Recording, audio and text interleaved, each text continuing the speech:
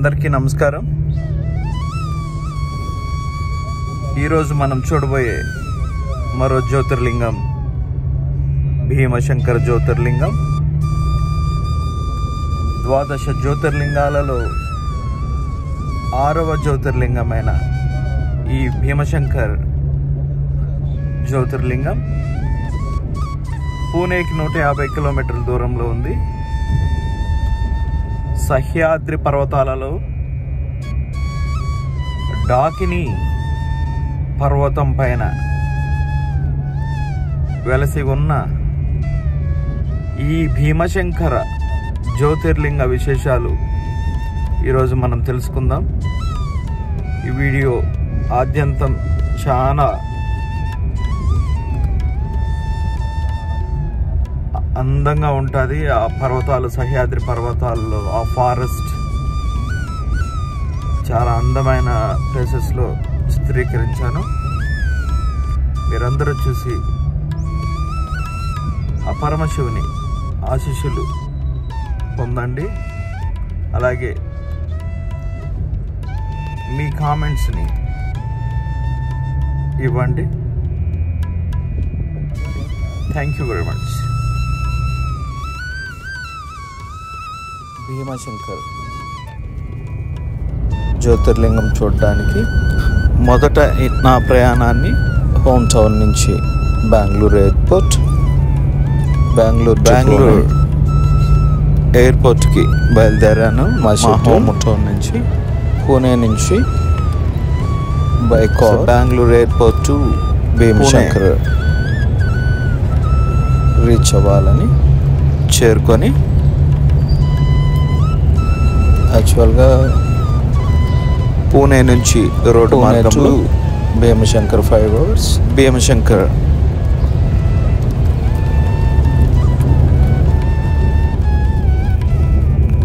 చేరుకోవడం జరిగింది.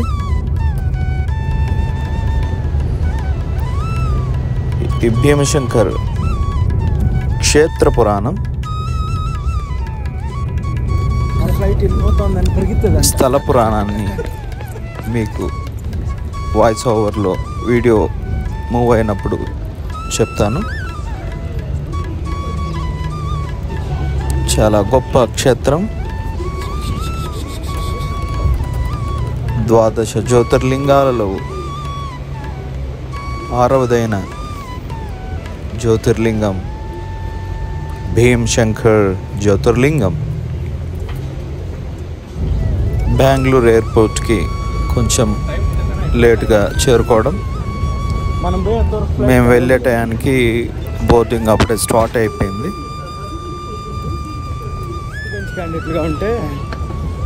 మేము last passengers.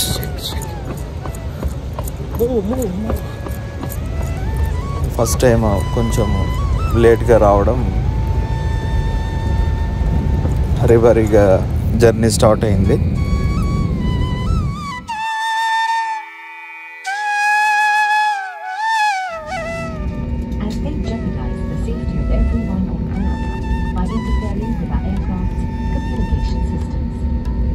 All mobile phones must be switched off.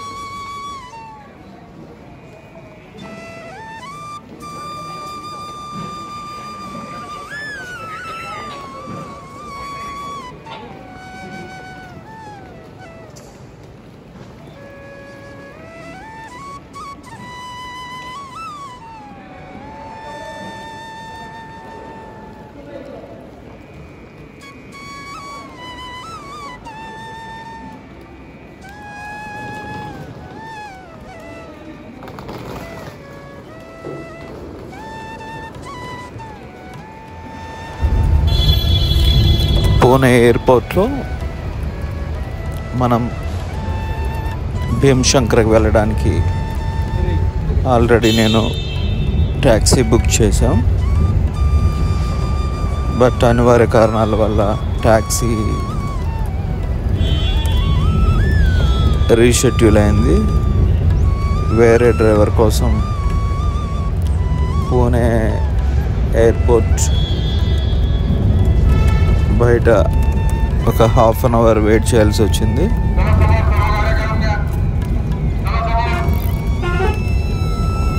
Seven 7:30 morning నేను వేరే వెహికల్లో భీమశంకర్కి బయలుదేరాం.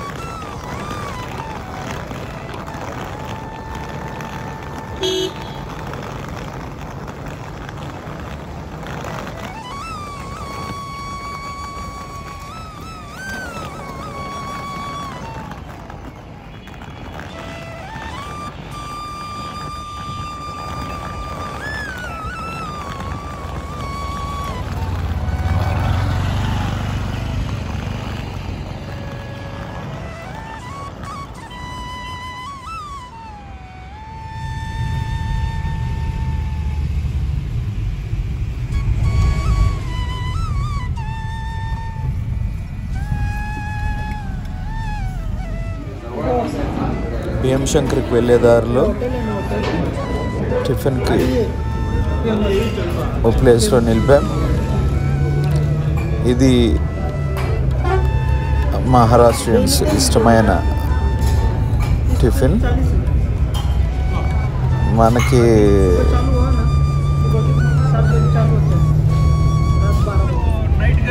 ఏదో పేషెంట్కి తిన్నట్టుగా బ్రెడ్ అవి తిన్నట్టుగా అనిపించింది.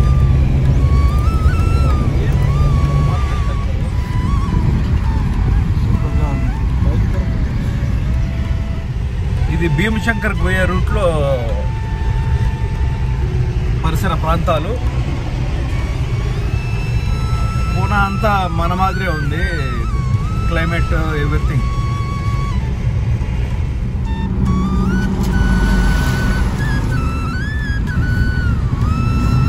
हेलो हेलो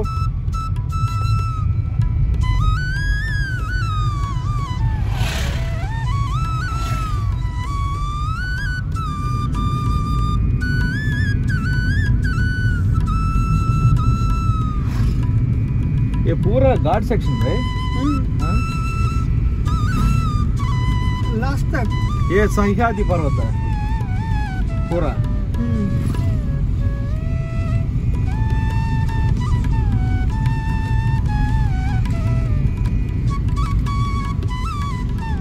చూడు అడ్డుకోండి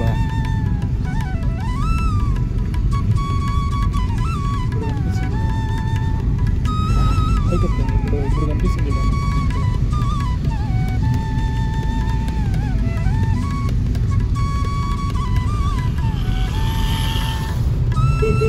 కెమెరా ఆఫ్ చేస్తాం. అవునవును నిజంగానే.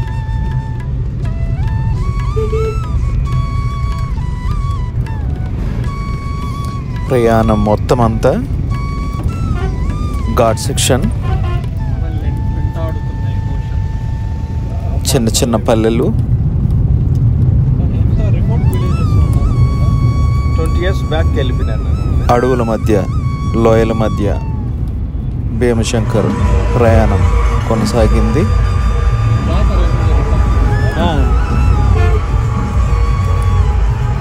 శివాజీ మహారాజ్ జయంతి రేపు ఉండడం వల్ల మహారాష్ట్ర ప్రజలు ముందు రోజు నుంచే 20 years బ్యాక్ వెళ్ళిపోయినాను నేను. ఇంకా సంబరాలను స్టార్ట్ చేశారు.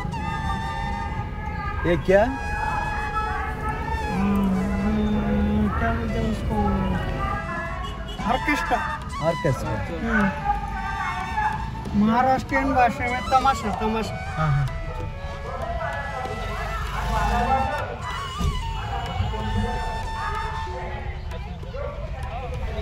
मेरा तेलुगु में और नायना नोरू ఊరిపోతా ఉంది. ఇట్లా తింటా ఉంటే ఇంకా లావుగా రైళ్ళు గాజులు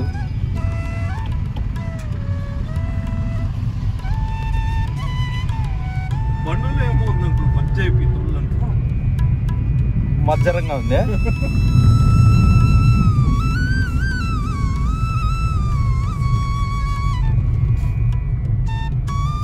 జై బోలో శివాజీ మహారాజ్ కి.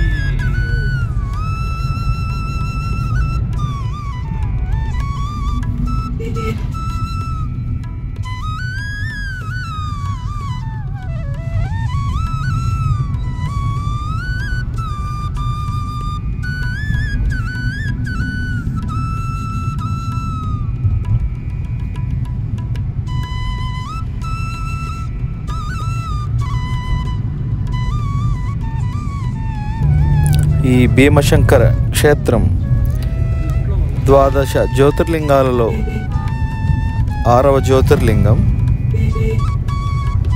భీముడు అనే రాక్షసుని కారణంగా తలెత్తిన విపత్తును తొలగించినందువల్ల ఈ భీమశంకర జ్యోతిర్లింగం ప్రసిద్ధి చెందింది. భీమశంకర క్షేత్రం సహ్యాద్రి పర్వతాలలో, ఆ పర్వత సానువుల్లో మహారాష్ట్రకు, పూణేకు 127 కిలోమీటర్ల దూరంలో, ముంబైకి 200 కిలోమీటర్ల దూరంలో, పూణే జిల్లాలోని ఖేడ్ తాలూకాలో భీమశంకర్ భీమా నది పక్కన భావగిరి గ్రామంలో వెలిసింది. సహ్యాద్రి పర్వత శిఖరాలలో ఒకదాని పేరు డాకిని. ఆ కొండపై భాగంలో పరమశివుడు భీమశంకర జ్యోతిర్లింగంగా వెలిసాడు. కృష్ణానది యొక్క ఉపనది అయిన భీమా నది ఇక్కడే పుట్టింది. ఇది పుట్టిన చోట శివలింగం పక్క భాగం నుంచి కొద్ది కొద్దిగా ప్రవహిస్తూ ఉంటుంది. భీమశంకరుడు శాకిని, డాకిని మొదలైన రాక్షస సమూహాలతో నిత్యం సేవింపబడుతూ ఉన్నాడని పురాణ వచనం. యో ఢాకిని శాకిని సమాజే నిషేన్యమానం శిశితాశాన్యైచ్ఛ సదైవ భీమాదిపద ప్రసిద్ధం తం శంకరం భక్తహితం నమామి. భీమశంకర్ దేవాలయాన్ని 13వ శతాబ్దంలో నాగర పద్ధతిలో విశ్వాల దివానైన సానా షడ్నన్వీస్ నిర్మించినట్లు చరిత్ర ఆధారాల ప్రకారం తెలుస్తోంది. ఈ గుడి గోపురాన్ని చూడగానే మనకు వింత అనుభూతి ఖచ్చితంగా కలుగుతుంది. నల్లటి రాతితో చెక్కిన ఈ ఆలయ శిఖరాన్ని చూడగానే ఎంతో భక్తిభావం మనకి కలుగుతుంది. గుడి లోపల చిన్నగా ఉన్న శివలింగాన్ని వెండితో తాపడం చేశారు. దానిపైన ఒక కత్తిఘాటు ఉంటుంది. 1437లో చిమంజీ అంతాజీ నాయక్ అను అతను స్వామి ముందర ఉన్న సభా మండపాన్ని నిర్మించాడు. రఘునాథ్ పిష్వా అనే అతను ఒక నూతిని తవ్వించాడు. ఆ కోనేటి లోపల ఒక వినాయక విగ్రహం కూడా ఉంటుంది. ఈ జ్యోతిర్లింగ క్షేత్రం భూమి కంటే చాలా దిగువన ఉంటుంది. ఎన్నో ఆలయాలు పర్వత శిఖరాలపై ఉంటాయి, కానీ లోయలో ఉన్న అతి కొద్ది దేవాలయాల్లో భీమశంకర్ ఒకటి. అన్ని జ్యోతిర్లింగ క్షేత్రాలాగే భీమశంకర్ గర్భగుడి కూడా కిందికి ఉంటుంది. సులువైన మెట్ల మార్గం గుండా ఈ క్షేత్రానికి వెళ్ళాలి. ఈ మార్గం గుండా కట్టెతో చేసిన మాదిరిగా ప్లాస్టిక్ స్తంభాలు, ప్లాస్టిక్ రూఫ్తో కూడిన అత్యంత సుందరమైన స్వాగత ద్వారములు మనకు రమణీయంగా కనిపిస్తాయి. ఇక స్థల పురాణం చూస్తే పూర్వం భీముడనే పేరు గల రాక్షసుడు తన తల్లి అయిన కర్కటితో ఈ పర్వత శిఖరం పైన నివసిస్తూ ఉండేవాడు. అతను ఒకనాడు తల్లిని, అమ్మ, నా తండ్రి ఎవరు, ఎక్కడున్నాడు, నీవు ఈ కొండ మీద ఒంటరిగా ఉండడానికి కారణమేంటి అని ప్రశ్నించాడు. అప్పుడు కర్కటి కుమారుడితో, నాయన, లంకా రాజ్యానికి ప్రభువైన రావణాసుని తమ్ముడైన కుంభకర్ణుడు మీ తండ్రి. పరాక్రమంతులైన నీ తండ్రిని, పెద్ద తండ్రిని దుర్మార్గుడైన శ్రీరాముడు సంహరించాడు. నా తండ్రి కర్కటుడుకు తల్లి పుష్కసి, నా మొదటి భర్త విరాధుడు, అతనిని కూడా ఒకప్పుడు శ్రీరాముడే సంహరించాడు. ఒకనాడు నా తల్లిదండ్రులు అగస్త మహాముని శిష్యుడైన సుతీక్షుడు అనే అతన్ని తినబోయారు. తపస్సంపన్నుడైన అతను కోపంతో నా తల్లిదండ్రులను భస్మం చేశారు. నేను దిక్కులేని దానినై బిక్కుబిక్కుమంటూ కాలం గడుపుతున్నాను. అప్పుడు ఒకనాడు ఇటుగా వచ్చిన కుంభకర్ణుడు నన్ను చూసి బలవంతం చేశాడు. ఆ విధంగా నీవు జన్మించావు. నీ తండ్రి మహావీరుడు కనుక తండ్రిని మించిన కొడుకువై నీ వంశానికి పేరు తీసుకొనిరా అని చెప్పింది. తల్లి మాటలు విన్న భీముడు కోపంతో వణికిపోయాడు. మన వంశాన్ని నాశనం చేసిన మహావిష్ణువుని, ఆయన భక్తులను సర్వనాశనం చేయాలని కంకణం కట్టుకున్నాడు. దేవతలను, మహర్షులను మట్టుబెట్టాలని పట్టుబట్టాడు. బ్రహ్మదేవుని గురించి 1000 సంవత్సరాల ఘోరమైన తపస్సు చేశాడు. అప్పుడు బ్రహ్మ ప్రత్యక్షమై ఆ రాక్షసునికి అంతులేని పరాక్రమాన్ని, అనంతమైన ధైర్యాన్ని వరంగా ప్రసాదించాడు. వరగర్వంతో భీమాసురుడు దేవలోకం మీదకు దండెత్తి దేవేంద్రుని జయించి దేవలోకాన్ని ఆక్రమించుకున్నాడు. తర్వాత భూలోకమంతా తిరిగి సాధువులైన భక్తులను, మహర్షులను బాధించాడు. ఆ కాలంలో కామరూప దేశానికి సుదక్షితుడు అనే రాజు పరిపాలిస్తూ ఉండేవాడు. ఆయన గొప్ప శివభక్తుడు, అఖండమైన తపస్సంపన్నుడు. భీమాసురుడు అతనిపై దండెత్తి అతనిని కారాగారంలో బంధించాడు. శివభక్తుడైన సుదక్షితుడు కారాగారంలోని మట్టితో ఒక లింగాన్ని చేసి పూజిస్తూ నిరంతరం శివ పంచాక్షరి మంత్రాన్ని జపిస్తూ ఉంటాడు. ఒకరోజు భీమాసురుడు ఆ రాజును సమీపించి, ఓరి బుద్ధిమాలినవాడ, ఈ జపములేమిటి, ఈ శివ పూజలేమిటి, ఇకపై ఈ పిచ్చి పనులు మాను అని గర్జించాడు. ఆయన రాజు ఇవి ఏమీ పట్టించుకోకుండా శివ పూజలో నిమగ్నమైపోయాడు. రాక్షసుని ఒళ్ళు మండింది. పళ్ళు పడపడా కొరుకుతూ కత్తిని తీసి, మూర్ఖడా, ఏమీ మాట్లాడవు, నిన్నే అని అరిచాడు. రాజు నెమ్మదిగా కళ్ళు తెరిచే రాక్షస రాజా, మనకు కనిపించే చరాచర జగత్తుకంతటికి పరమశివుడే ప్రభువు. అతడే ఈ ప్రపంచానికి కర్త. భరించేది అతడే, హరించేది అతడే. నేనే జగత్పతిని సేవిస్తున్నాను.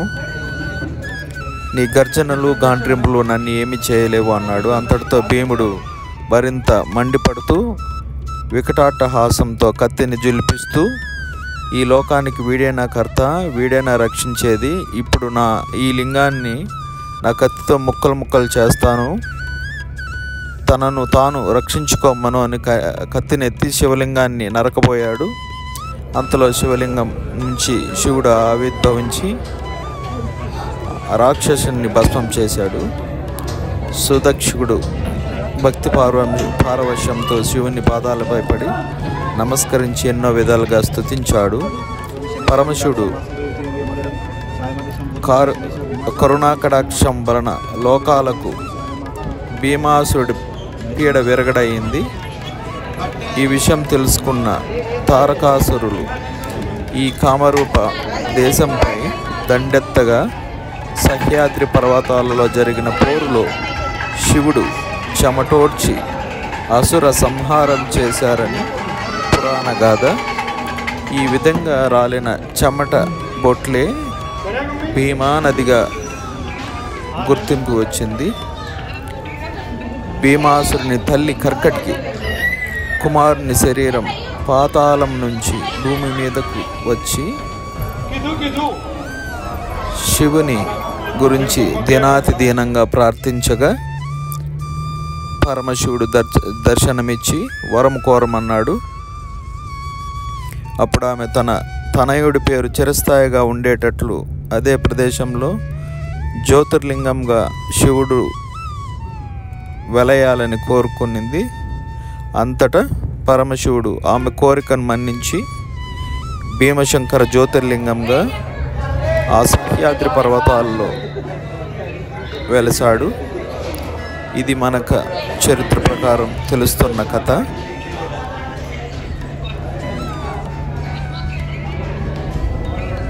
భీమశంకర జ్యోతిర్లింగ ఆలయం ఇది.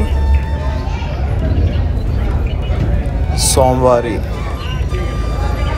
కృపా కటాక్షాలు మన మీద చల్లగా ఉండడం వల్ల ఆ జ్యోతిర్లింగాన్ని 2 సార్లు శిరస్సుతో తాకడం జరిగింది. అక్కడ ఎవరిని సెక్యూరిటీ అలో చేయరు. నేను నమస్కరించేటప్పుడు వీడియో కూడా ఓ పండిట్ ద్వారా తీయించడం జరిగింది. వీడియోస్ అక్కడ ప్రొహిబిటెడ్. ఈవెన్ దో మనకు స్వామివారిని మీకందరికీ చూపించే భాగ్యం కలిగింది ఆ పండిట్ వల్ల. సో అందమైన ఈ జ్యోతిర్లింగ భాగ్యం నాకు ఆ పరమశివుడు కల్పించాడు. ఇది మనం చూస్తున్నది ఆలయం లోపల గర్భగుడిలో నేను స్వామివారిని టచ్ చేసే ప్లేస్. ఆ సమయం గుడి చాలా వైబ్రేషన్స్ ఉంది. చాలా గొప్ప క్షేత్రం. దేవుడు అనుగ్రహం లేకుండా ఏం జరగదు. వాడు బిచ్చినాయల మాదిరి వచ్చి లోపల తీసేయడు.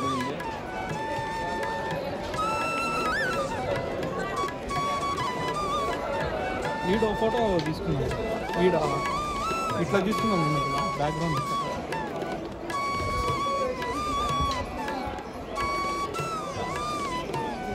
Photo background.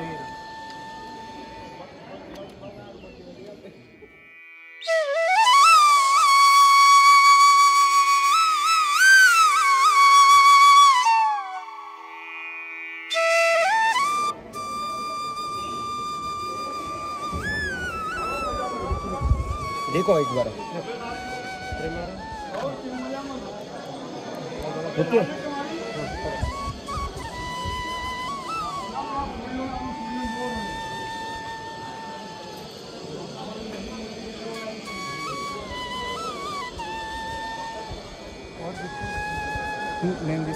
जी ये राम मंदिर और दत्त मंदिर और नागा साधु मालूम है आपको? नागा साधु उनका है वो दत्त मंदिर, वो अभी कुंभ में गए।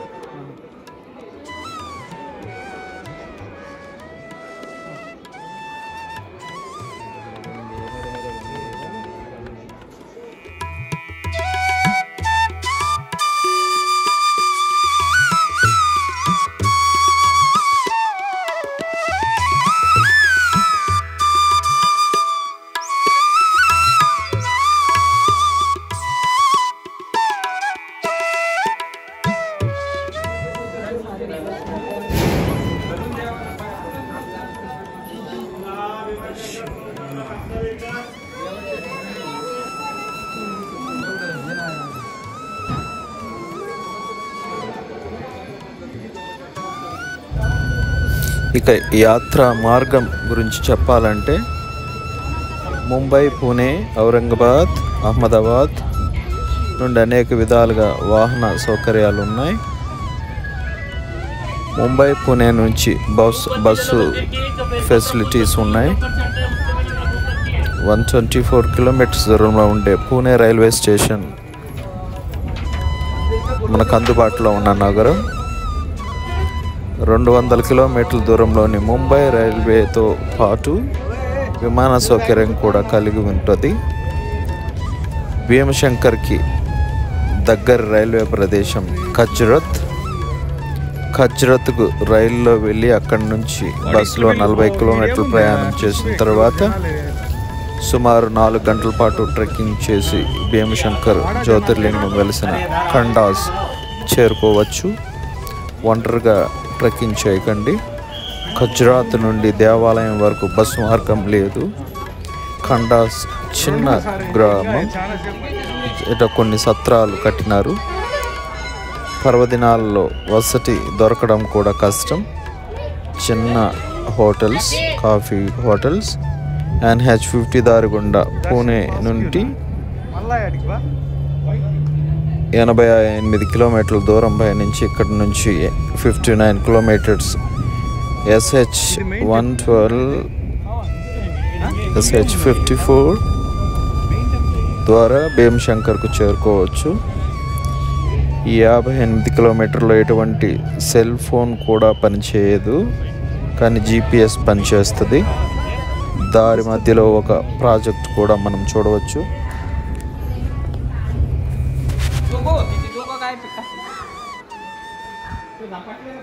మిస్టర్ నందా యూట్యూబర్ స్కూటర్లో పోతాడంట పక్క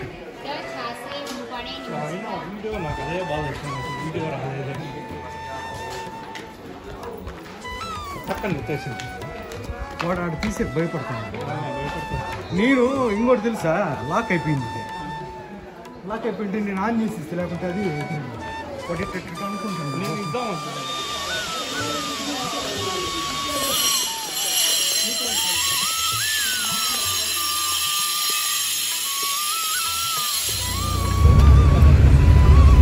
మనం చూస్తున్నది భీమశంకర్ బస్ స్టాండ్.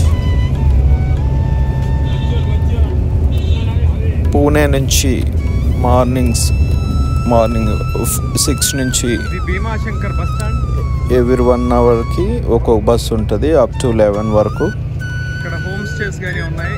ఏసీ మనకు ఆర్టీసీ బస్సులో వెళ్ళాలంటే తిరిగి పూణేకి 6 o'clock లాస్ట్ బస్.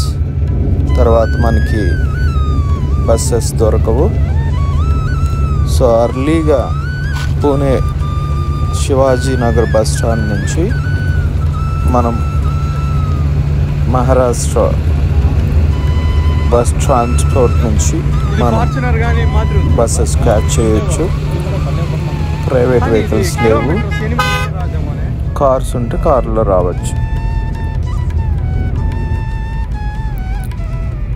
ఈ భీమశంకర్ జ్యోతిర్లింగం పూర్తిగా అడవి కొండల్లోని ప్రాంతాల్లో ఉన్న అందమైన ప్రకృతి సౌందర్యాలకు మారుపేరుగా ఉంటుంది. ఇప్పటికీ కనబడే కామరూప దేశపు రక్షణ గోడలు అనేక రకములైన వృక్ష జాతులతో నయనానందకరంగా ఉంటుంది. దగ్గరలో గల త్రయంబకేశ్వర జ్యోతిర్లింగం, సహ్యాద్రి వన్యప్రాణ రక్షణ నిలయంలో గల పెద్ద సైజు ఉడతలు,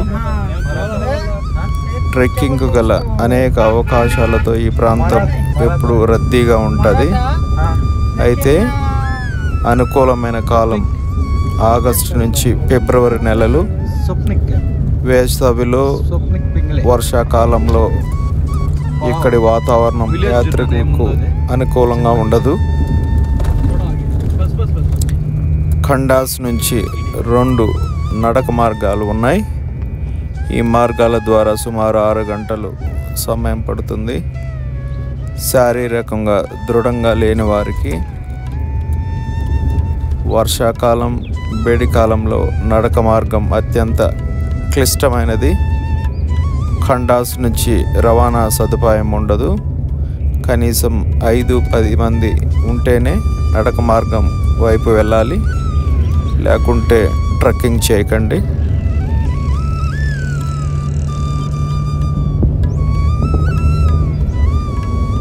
చాలా అద్భుతమైన ప్లేసెస్ గుండా మనం భీమశంకర్ జ్యోతిర్లింగాన్ని సందర్శించవచ్చు.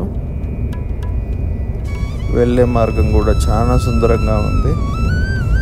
It's a different route from Bhimashankar. మనం వచ్చే రూట్ వేరేది ఉంటుంది, కొండపైకి వెళ్ళే రూట్ డిఫరెంట్గా ఉంటుంది. మధ్య మార్గంలో వచ్చే కొండలు, చిన్న చిన్న పల్లెటూర్లు చాలా సుందరంగా ఉంటాయి. సో మీరు విజిట్ చేయండి. సోమవారి ఆశీస్సులు పొందండి.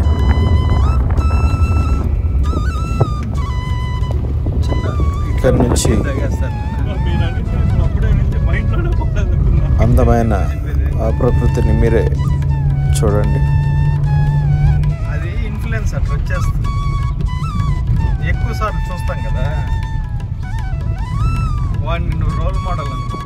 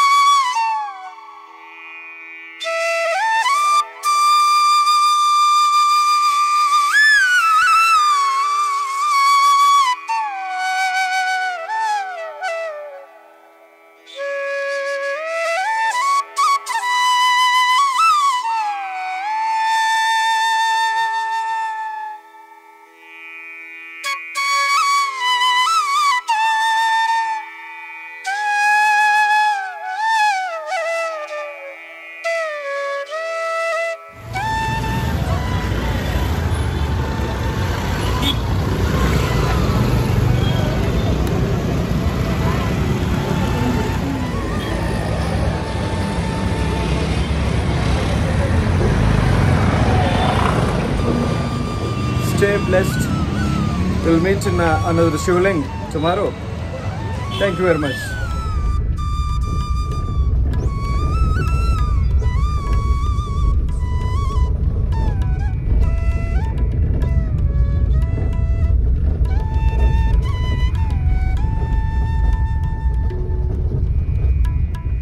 Thanks for watching.